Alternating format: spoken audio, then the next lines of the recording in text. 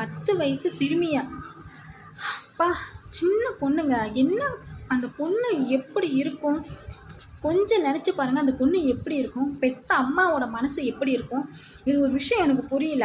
இந்த இந்த கூட்டத்தில் இந்த தெருவில் இருக்கலாம் என்ன செய்ய, சங்கத்துக்கெலாம் பணம் கட்டினாங்கன்னா கூட்டம் சேருறாங்கல்ல, பணம் கட்டணும்னு சொல்லி அந்த டைமுக்கு வந்து கட்டுறாங்கல்ல, அந்த மாதிரி வாரத்தில் ஒரு நாள் இல்லை மாதத்தில் ஒரு நாளாவது வந்துட்டு இந்த பக்கத்தில் இருக்கணும் ஷேர் பண்ணி நம்ம குழந்தைங்களுக்கு எப்படி சொல்லிக் கொடுக்கணும். யாராவது புது நபர் வராங்களா, இல்லை பழைய நபரோ இந்த மாதிரி கடைக்கு போகிறவங்க இல்லை வராங்க இப்படின்ட்டு கூப்பிட்றாங்களா அப்படின்னு சொல்லிட்டு ஏன் கூப்பிட்றாங்க, எதுக்கு கூப்பிட்றாங்கன்னு ஒரு விஷயத்த குழந்தைங்க வந்து அப்படி தெளிவுபடுத்துறதுக்கு சொல்லிக் கொடுங்க. இல்லை நம்ம வீட்லேயே கூட சொல்லிக் கொடுங்க, சரிங்களா? ஆக்சுவலி இந்த நியூஸில் பார்த்தீங்கன்னா அந்த அந்த கூட விளையாண்டுக்கிற பிள்ளைங்க வந்துட்டு அவங்க அம்மாட்ட சொல்லியிருக்காங்க இந்த மாதிரி, ஆனால் அவங்க சரியாக காதில் வாங்கிக்கல அப்படின்னு சொல்லி சொல்கிறாங்க. நம்மளுக்கு நம்ம வாழ்க்கையில் ரொம்ப முக்கியமான விஷயம், நம்ம வேலைக்கு போகிறோம் எதுக்காக, சாப்பிட்றதுக்காக, நம்ம குழந்தைங்களை பத்திரமா பார்த்துக்கிறதுக்காக. ஒரு விஷயத்த சொல்லும் போது அதை அசால்ட்டாக விட்டுட்டோம் அப்படின்னா இது மட்டும் இல்லை, இது மாதிரி நிறையவே பாதிக்கும். ஸோ அந்த அப்பயே இன்னும் அங்கே போனால் எதுக்கு போனால் ஓடி போய் பார்த்துருந்தாங்கன்னா ஒரு வேளை காப்பாற்றிருக்கலான்னு நமக்கு தெரியல. ஒரு விஷயம் மட்டும் புரியல, அந்த பொண்ணோட அந்த 10 நிமிடங்கள் ஒரு காமன் நேரம் எப்படி துடிச்சிருக்கோம் நினச்சி பார்க்கவே மனசு ரொம்ப பதறுது.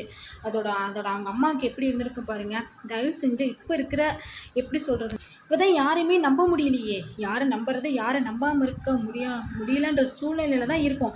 அப்போ அந்த காலத்துலலாம் பார்த்தீங்கன்னா தாத்தா பாட்டி அண்ணன் தம்பி சித்தி சித்தப்பான்னு இப்படி சுற்றி முற்றி அவங்க குழந்தைங்க விளையாடுற இடத்துலையோ இல்லை வீட்டில் அங்கங்கே ஒருத்தர் இருப்பாங்க தெரியும். ஆனால் இப்போ வந்துட்டு அப்படி கிடையாது, தனித்தனி ஃபேமிலியாக இருக்கிறாங்க, வேலைக்கு போயிடுறாங்க, இல்லை வீட்டில் ஏதோ ஒரு வேலை செஞ்சுட்டு இருக்காங்க, வேலைக்கு போய்ட்டு இப்படி இருக்கிற சுச்சுவேஷனில் நம்ம வந்துட்டு கண்காணிச்சுட்டே இருக்கணும்.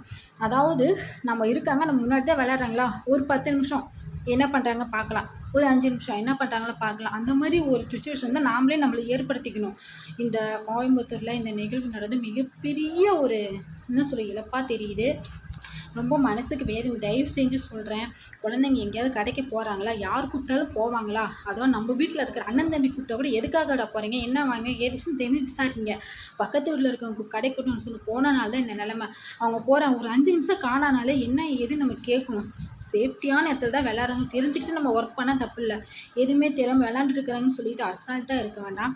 அது மட்டும் இல்லாமல் இந்த விஷயம் ஒவ்வொரு பேரண்ட்ஸ்க்கு இது மனசில் பதியணும். இதை எப்படியெல்லாம் ஃபாலோ பண்ணணும் அப்படிங்கிறத நம்ம ஃபாலோ பண்ணிக்கிட்டே இருக்கணும். ஒவ்வொரு விஷயத்துலையும் அவங்க வெளியே போய் பாருங்கள், வீட்லேயே வேலை செஞ்சுட்டு இருக்கும்போது வெளியே ஒரு 10 நிமிஷம் விளையாடுறாங்களா, இங்கே தான் இருக்காங்களா அப்படின்னு சொல்லிட்டு நம்ம பார்க்கணும், சரிங்களா?